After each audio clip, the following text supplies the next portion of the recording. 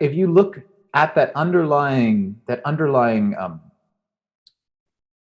aspect that they all have in common as a respect for the magic from without the world that enters into this world, you can see that explains Marvel films quite well in terms of a fairy tale.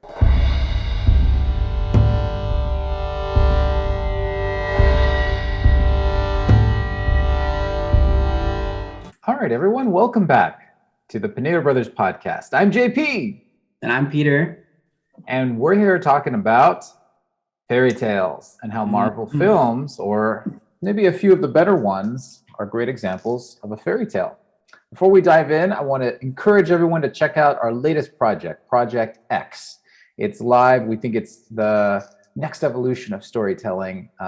It's crypto-based films. So check it out at pinedobrothers.com/project-X.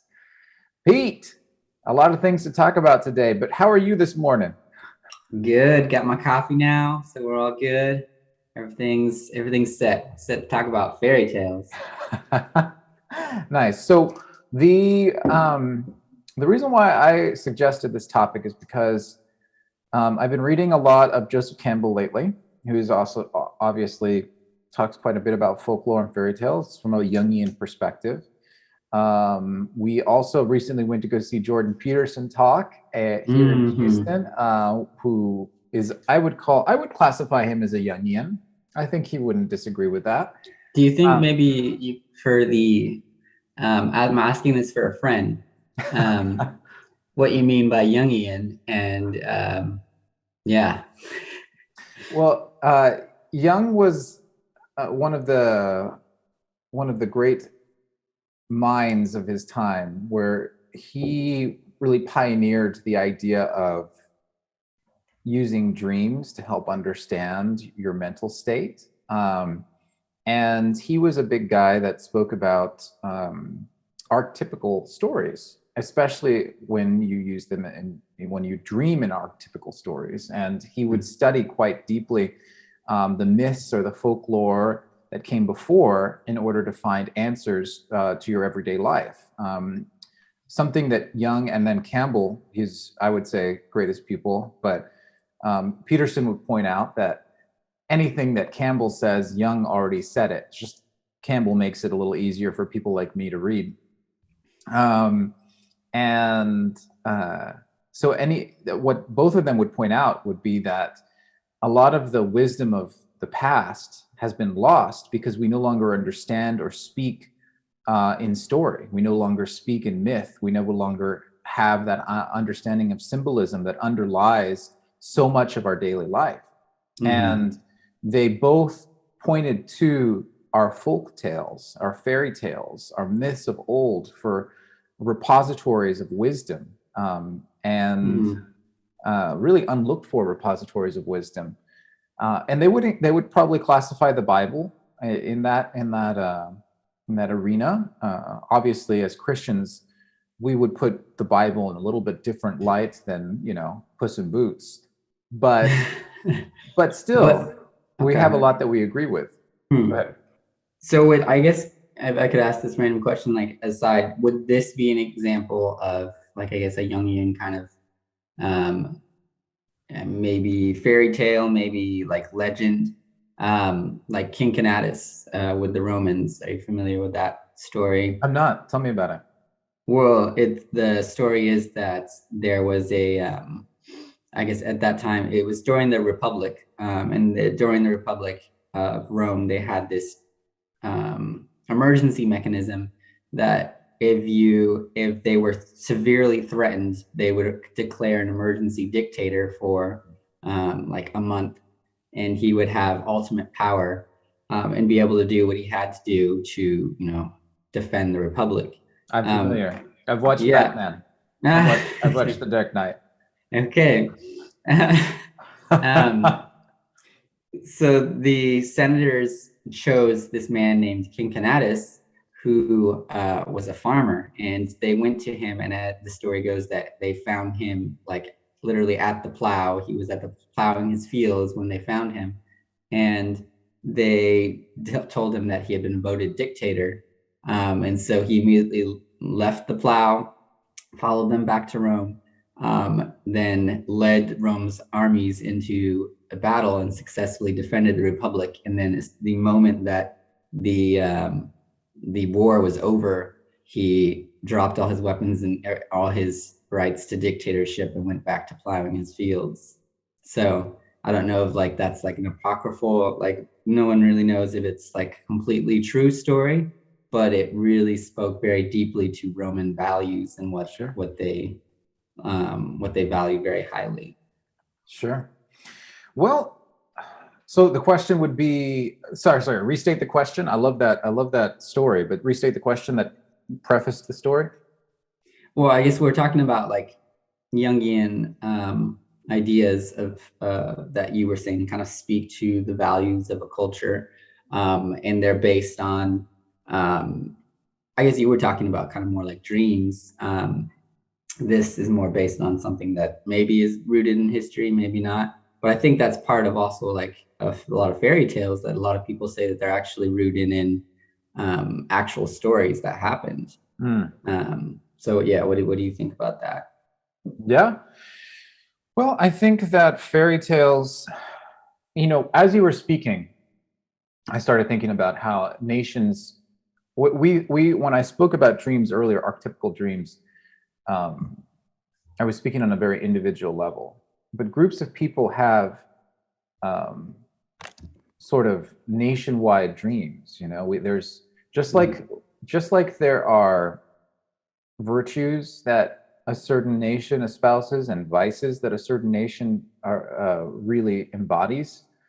I think there are nationwide dreams. Like I spoke with Dr. Dimitrovic about the American dream. And that's more of an ideal, so to speak, that every man should live like a king, which I love how Dimitrovic explains things.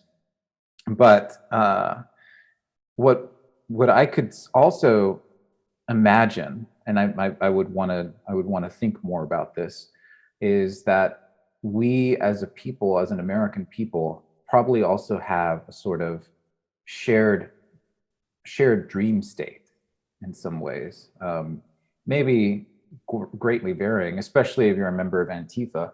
Your dream state's going to be a lot different than someone like you or me. But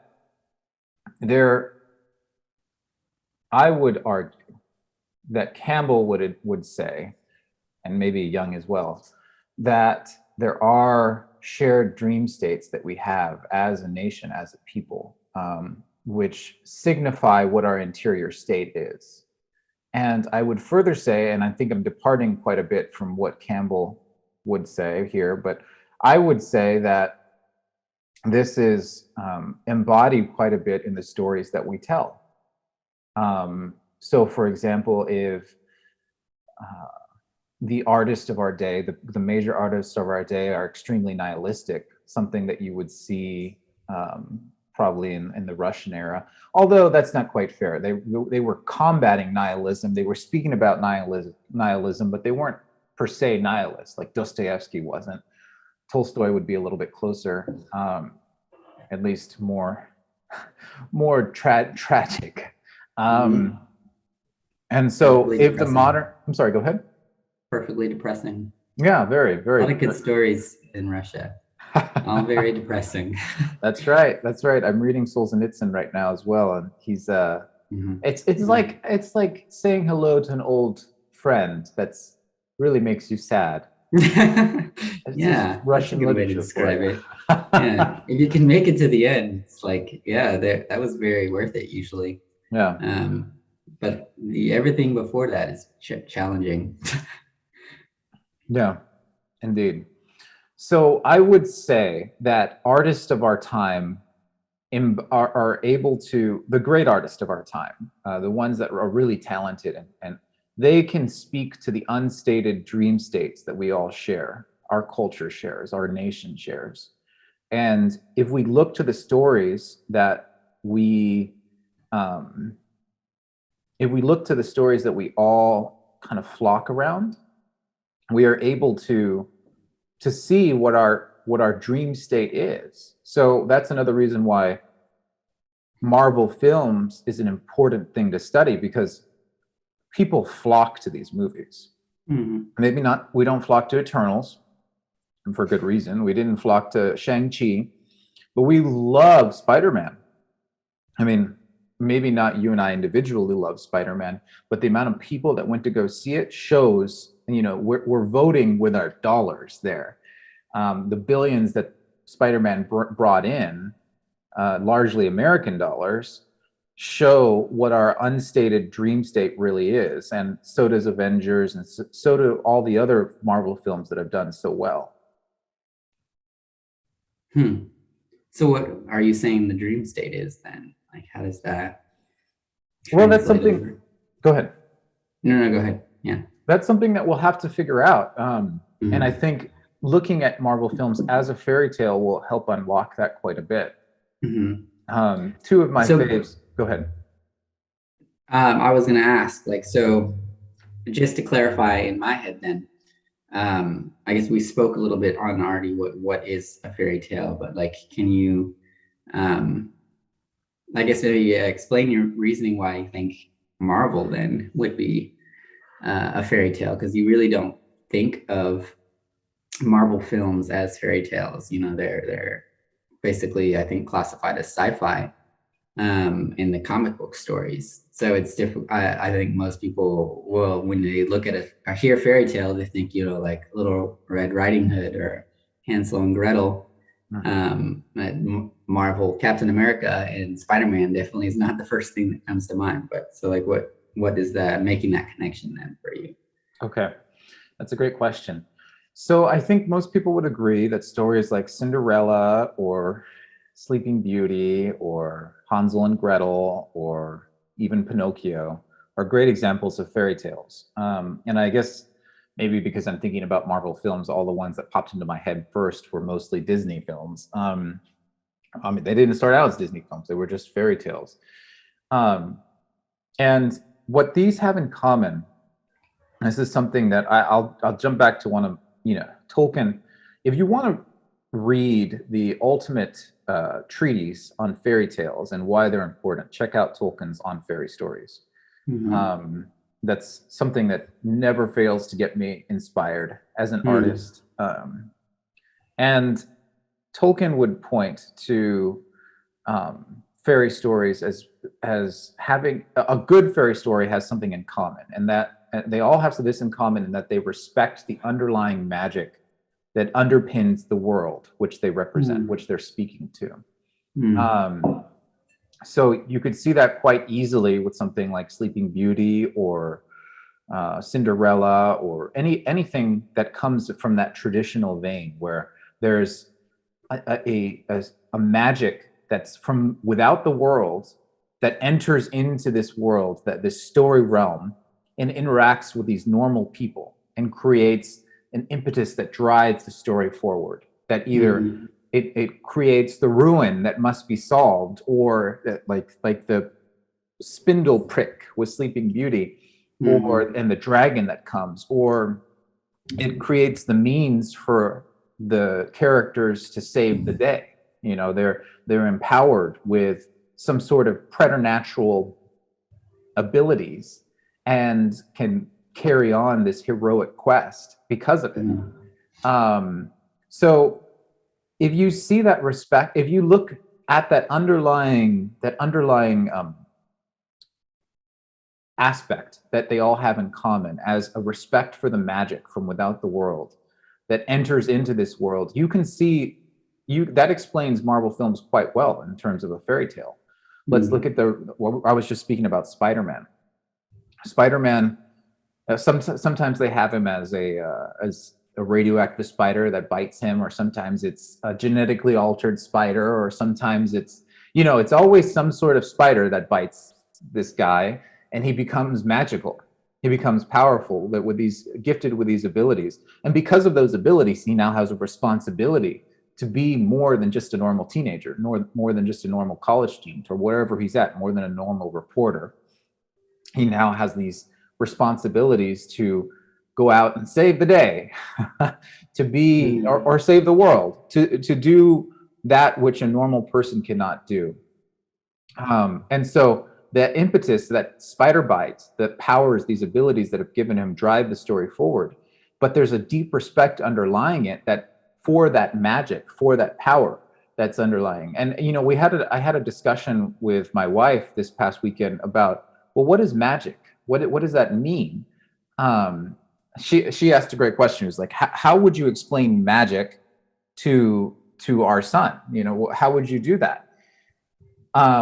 Because I think a lot of Christian parents, a lot of Catholic parents at least, would be very worried, very leery to say, oh, that it's magic, because that has a negative connotations for a lot of Christians. I mean, we're generally okay with Gandalf muttering, a few things, and all of a sudden his staff lighting up. But for whatever reason, we're also not okay with Harry Potter a lot of the time. Not all of us, but a lot of we're not okay with Harry Potter saying his little spells and things happening.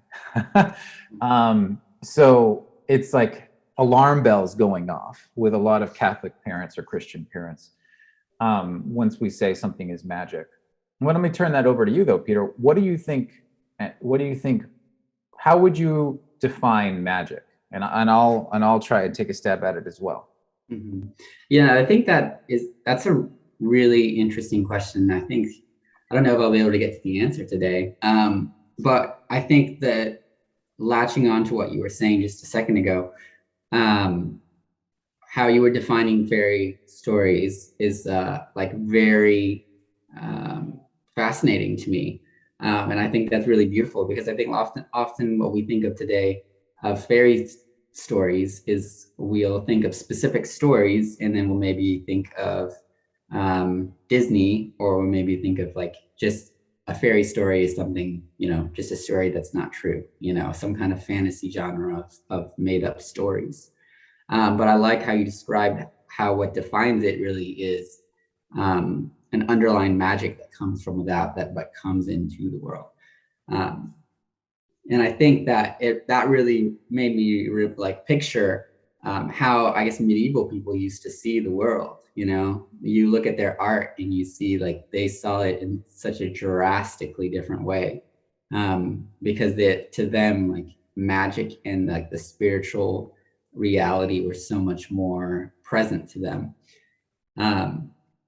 And like you usually in the medieval times, you didn't leave your area very often, and so like everything, the whole wide world beyond your village and your immediate fields was a great mystery to you. So you could very easily imagine, like, if you walk into the forest, some monster will take you, where I think that's where a lot of the stories come from. And so the thing that I like about that, I'm getting to answer the question, is that you acknowledge the, I guess, the magic of the world that may not be from the world, but is in the world. You acknowledge its existence. And I think that today people don't oftentimes. And I think for me, at least, not acknowledging that magic would be a very dreary and kind of depressing life. Because if you go into the forest, like, there is a very tangible sense of almost otherworldliness. This is something that has deep meaning that connects you with something else. I think I was also talking to my roommate, not my wife, but we were talking about like how there's a lot of, I guess, a tendency, and this is where the danger comes in, to connect like beauty and nature to, I guess, new age kind of spirituality. Because we were talking about Sedona, Arizona, which have you been to Sedona? If I have, I've just driven through. I haven't stopped. It's like the new age capital of the world, apparently. But I've been to Sedona, and it's like absolutely gorgeous. It's so beautiful. And he was saying, like, he thinks that it's kind of like, I was asking, like, why is a beautiful place like that, like, how has that become the new age capital of the world? And he was saying, like, there's something about like just seeing that kind of beauty that can, as this danger, as this lure, to lure you into this whole like spirituality based off of that beauty. And that's why a lot of people like will do, it's a very like a lot of spell casting and all different kinds of like magic things happen in that area that's very naturally magical. So like what I think that magic, it depends on like what kind of way you're talking about it, because like there is a beauty and a magic to the world. But when people take that and twist it into kind of like sorcery, that's where I think the danger comes from. And that's where I think a lot of like the Christian world would rightly be leery of, I guess, exposing their kids to that. So yeah, finding the right way to kind of present that is an interesting question, because like, is there a distinction, I guess, in your mind between good and bad those, magic? Yeah, magic that is wholesome and magic that is treacherous, basically, right? Mm-hmm. Yes and no.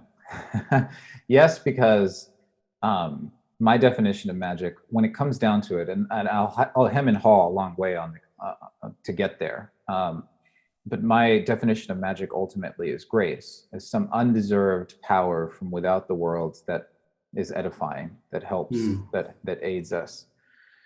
Can I ask you? Sorry to interrupt. Can I ask you how you would explain that to your like a little kid? Your child. You don't explain magic, I don't think, to a little child. I think you tell a little child a story. And I think a child who is told the story of Santa Claus, or told the story of any of the ones that we just mentioned, will start to understand magic I mean, you have to be careful how you tell the story, obviously. You don't want to lie in your storytelling, which is interesting.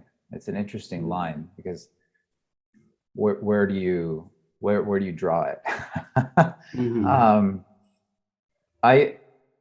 If I was going to try to define magic, though, I kind of skirted around the question there. So I answered how I would explain to my child magic. I would tell them a story. But suppose I was going to define magic to a child,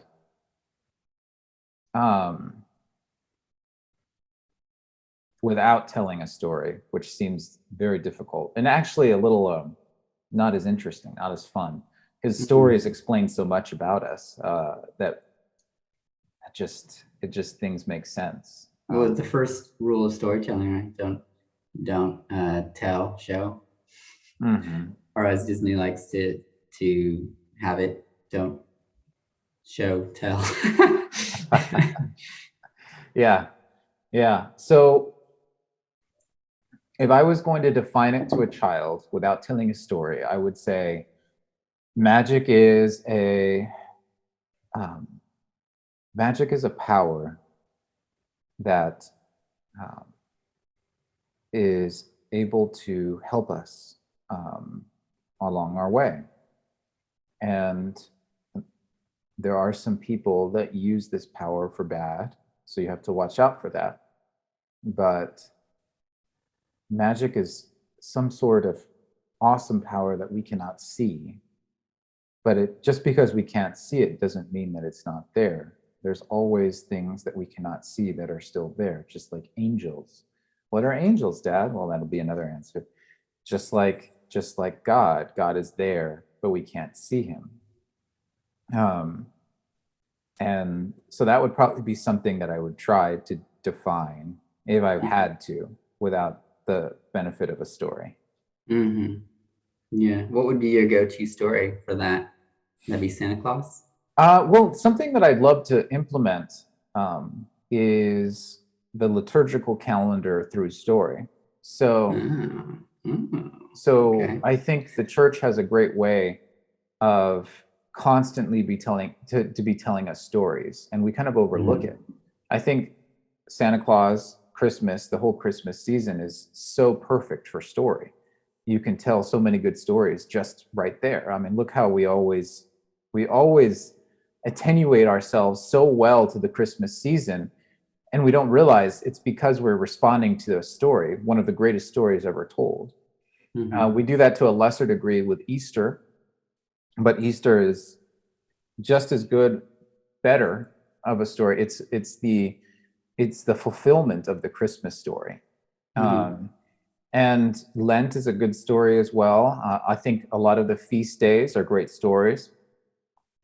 And something that we should do is not forget that tradition plays a part of storytelling, that ritual and story. Like, we as Americans don't have set rituals a lot of the times, but I think if we look to the liturgical calendar as a guidepost for like, okay, this is a reminder, it's Lent, it's Advent, Mm-hmm. it's Christmas season, it's whatever it is, it's a good time to tell these stories.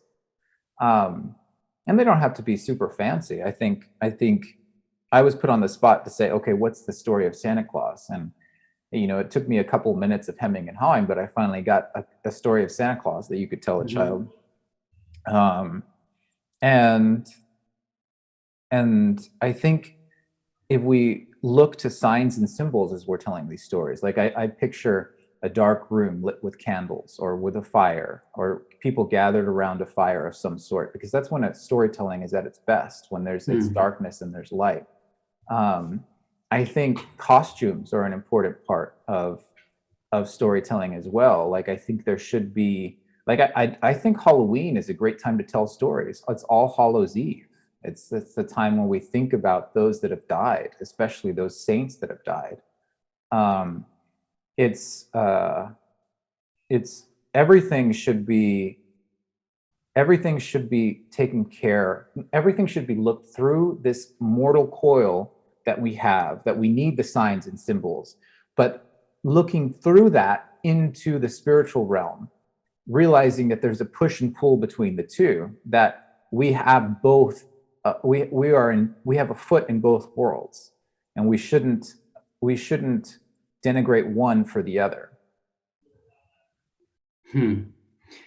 Yeah, it's really interesting to me that the way that you present magic, because you're not lying. You're like, and you made the point that you're not lying. You're not wanting to lie to your child, and you're speaking a truth, I think, that's not often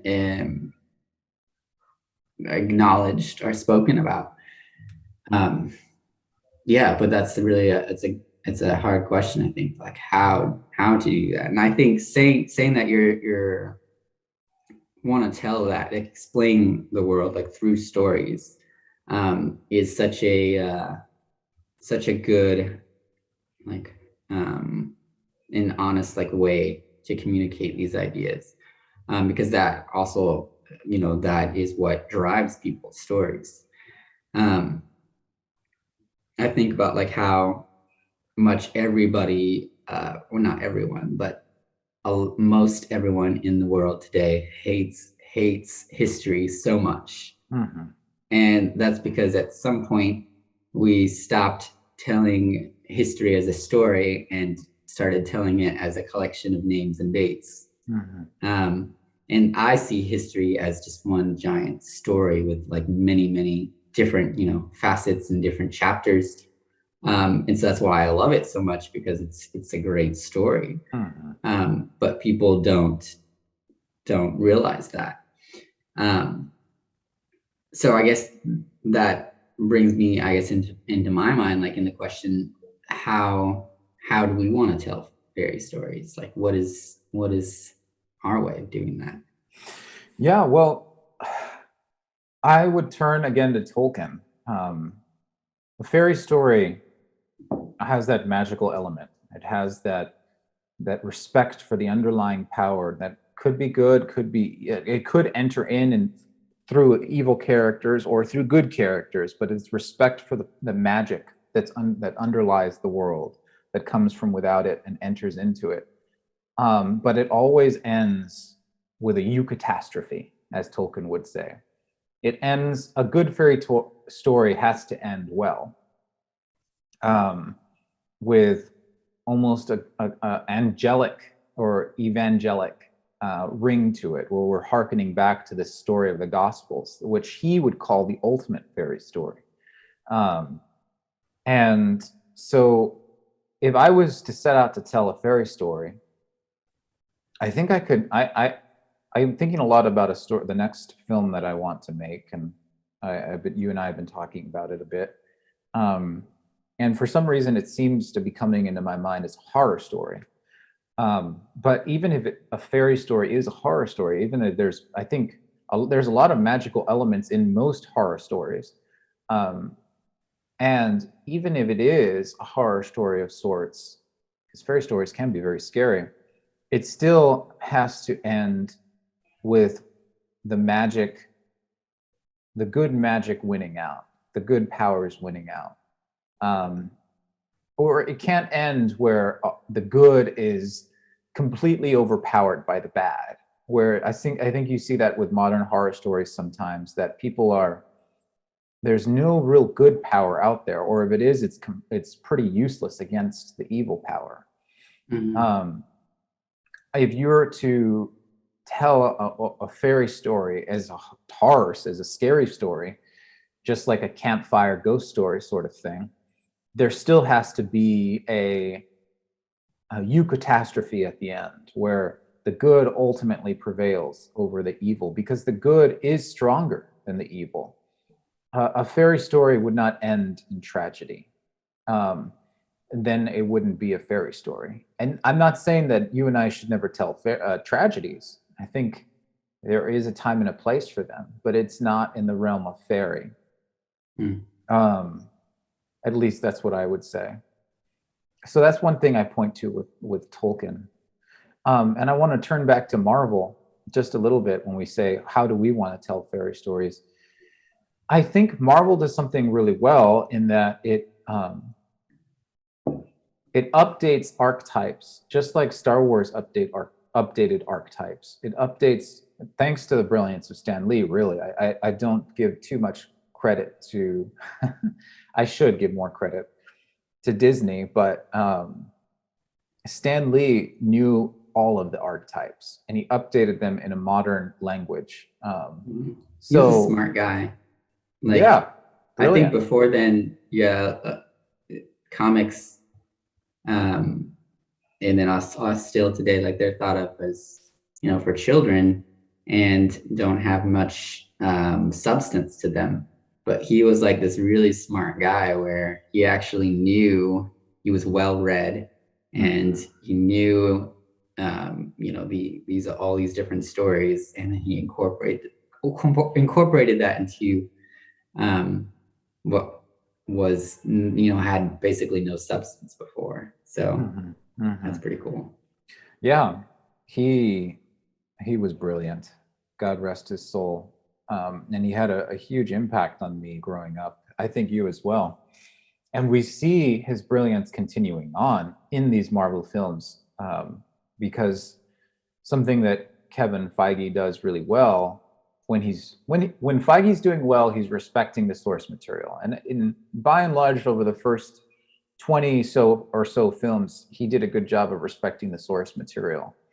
And that's why we have the archetypical hero's journey with Captain America. That's a perfect example of a fairy story. It's just some weak kid that's suddenly gifted with superhero strength, or some superhero serum that's shot into him, and all of a sudden he has to go out and fight this villain. It's the Red Skull, that he's a diabolical image that he must fight, all while trapped around with our flag. These are all symbols that we understand on a very instinctual level, and these symbols have been updated so that we understand. Like, we might not be able to understand someone riding in on a white horse like people of the past would have remembered. Like, there's this great film called Ashes and Diamonds. That's a Polish film, And there's this one last shot where there's someone riding on a white horse, and everyone of that time would have known what that meant. Like, this is the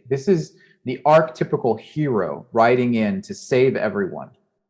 But we don't quite get that anymore. Like, if someone rides a white horse, we just think it's a Western. But what Marvel does so well, just looking at Captain America, is we see this guy draped in the flag, and we realize, oh, this guy is America trying to overcome the evils that are around it. But beyond that, this guy is what America is supposed to be at its best, you know, honest and true and hardworking, and all these things that we call that, you know, that founding fathers would have wrote into our into our documents. We see, like, basically the Constitution fighting out on a cosmic scale. And, you know, the American experiment has had a lot of falling. So I'm not trying to say that America is perfect, but I'm saying that we understand these symbols as Americans. And the rest of the world understands the symbols too, because America has a connotation to the rest of the world as well. So the modern world is able to understand the symbols that march around in Marvel films without actually realizing we're speaking to cosmic underlying realities that have been updated for our modern eyes. Yeah, that's pretty beautiful. I feel like I might have stepped away from your question, though. So your ultimate question was, how do we tell these stories? And I think that we can learn a lot from the fairy stories that we see in Marvel films. And I realize I didn't go as deep as I'd like, and it's already we started a little late, folks. Sorry. It's already getting about time when we need to be signing off here. But if we look to the realities that us Christians, that you and I as Catholics understand, the reality that God has dwelt among us, and that God died for us, and that God rose again for us, and then all the other things that base belief underpins, you know, all the other things about angels and demons and everything else that comes along with this basic beliefs, and we look to update these realities with symbols, and we underlie them into our stories. That's something that we can't help. We don't have to even do it knowingly. We just walk into our own little worlds of our own little creations, and we realize, okay, this is how this character moves from one point to another point. He can't make it without his weapon. He can't make it without his protection, without his defense. You know, this character, maybe it's a modern world, she can only survive if she realizes that the demon that's within her, the evil that she's done, you know, we come face to face with the reality of the spiritual world, and we overcome it through this supernatural grace that comes from without. Those are all magical fairy stories that we can speak to with symbolism, and it makes for an amazing story. I think we can do so much with just the upbringing that we've been gifted with, provided, you know, we work hard and continue to hone our craft. And I'm excited to work on that feature film. Hopefully it comes together. Yeah, it is very exciting, and we'll keep everyone posted on it, I'm sure. I think an interesting distinction that just came to mind when you were talking about symbolism is kind of the difference in the use of symbolism between, like, Tolkien and C.S. Lewis. Because I think that both authors are very great, obviously, but I think that Tolkien has a much more kind of elegant use of symbolism and of analogy than Lewis does.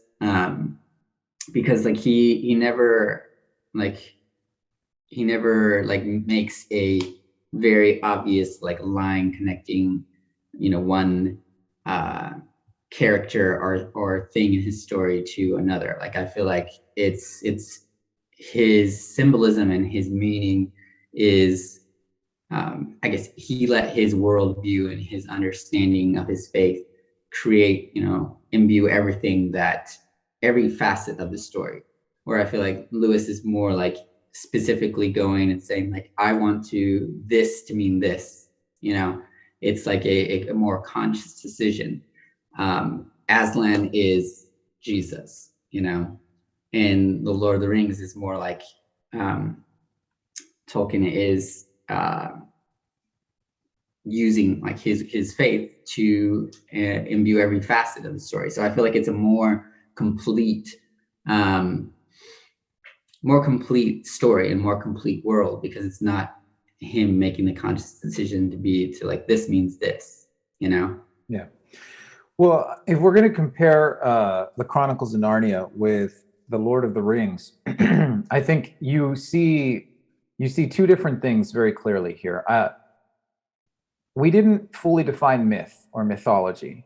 So I'm going to throw that word in without fully defining it, because I think that's a whole podcast on its own. But Tolkien set about to create a mythology, something that existed as myth. And that's what you see with Lord of the Rings. He doesn't hearken back to another story, so to speak. He just tries to create this whole world that exists in a mythology of his own, because he realized that the British didn't really have a mythology. And that was something that he was like, oh my gosh, we Brits need to have something. And I would posit that Marvel films is probably the closest that us Americans are going to get to a mythology, which is interesting to study. Like, we looked at Marvel films as a fairy tale. It's interesting to see how is it mythology, and I would say it's not there yet, but we're getting to a point where it's starting to build into a possible mythology. And Lewis wasn't out to do that at all. He was out to draw an analogy, hearkening directly back to the Gospels. And Tolkien, obviously, we said that he pointed out that every fairy story should hearken back to the Gospels and its eucatastrophe at the end. But he didn't set about to write like, this is the Jesus figure, and that's Aslan that you spoke about. He didn't have that sort of one-to-one comparison at all. Mm. While Lewis was very clearly going for that. And so I'm not sure if it's a difference in skill as much as it's different in intention. And also an interest. I think Lewis was very interested in drawing a one-to-one update of the gospel story. Tolkien was not interested in that at all. In fact, I think he would say that would be boring to him, probably.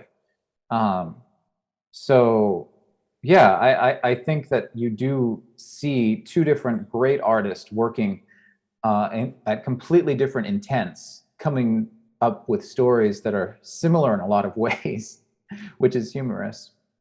Mm-hmm. Yeah.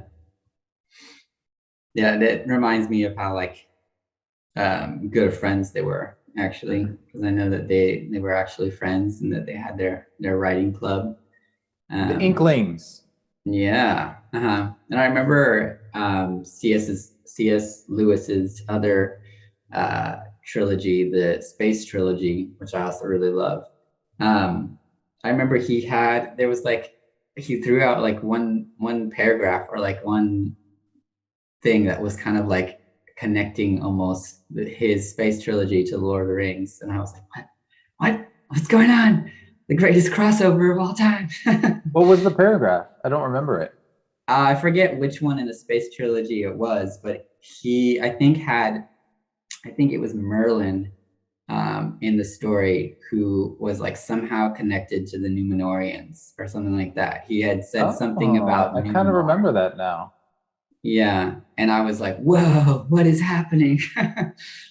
Because I guess for the listeners, the Númenóreans are like the high race of men, basically, in Lord of the Rings, in Tolkien's stories. So it's a cool little aside. Yeah, I think that's Lewis speaking to the mythology that Tolkien set about to make. I think Numenor also, that word Tolkien took from other sources as well. So they might both be drawing from the same source. Although don't quote me on that. I would need to read Verlin Flyer again, who wrote excellent stories about Tolkien and myth. Verlin Flyer, I think it's called Interrupted Music, as I think the name of that, of where she's thinking about myth. But in any case, we better draw this to a close. I hope that people have been able to see a bit of the importance that we find in Marvel films as through the lens of an excellent fairy story. Some of them not quite as excellent, granted, but the fact that so many people share in this story means that we shouldn't, as storytellers, take it for granted, and even as Americans, take it for granted if we want to understand what others find important. And obviously, as artists, we have a great desire to connect with the larger world through our art. So, Peter, you and I have a huge motivation to look into this. Hopefully, we should look into it more at some point. What do you think? Absolutely. There's always so many incredible stories to read and to learn about. Just when you think that you've read them all, there's more. Yeah. I was just saying, it would be so nice if I could just sit in a room and read all day. Literally a dream would be like, I just have this image of having like being in a castle where the entire castle is a library, and then it's like storming outside and there's like fires going on. Like, there we go. That's ideal world. That sounds great. I like it. All right, Pete. Well, I hope you all enjoyed, and Pete, we'll see you on the next podcast. Well, we'll see you before that, but we'll see all you here at the Pinedo Brothers Podcast. Thanks for joining Pinedo Brothers. We'll see you next time. Thank you for listening to this episode of the Pinedo Brothers Podcast, an artist podcast for Catholics. We hope you enjoyed it, and if so, please consider subscribing, and commenting below. That really helps. This episode was edited and recorded by me, JP. Makeup was done by no one, if you couldn't tell. The Pinedo Brothers are Catholic filmmaking brothers working to revitalize the world of Catholic art through film. For more information on us, check us out at pinedobrothers.com. Thanks again.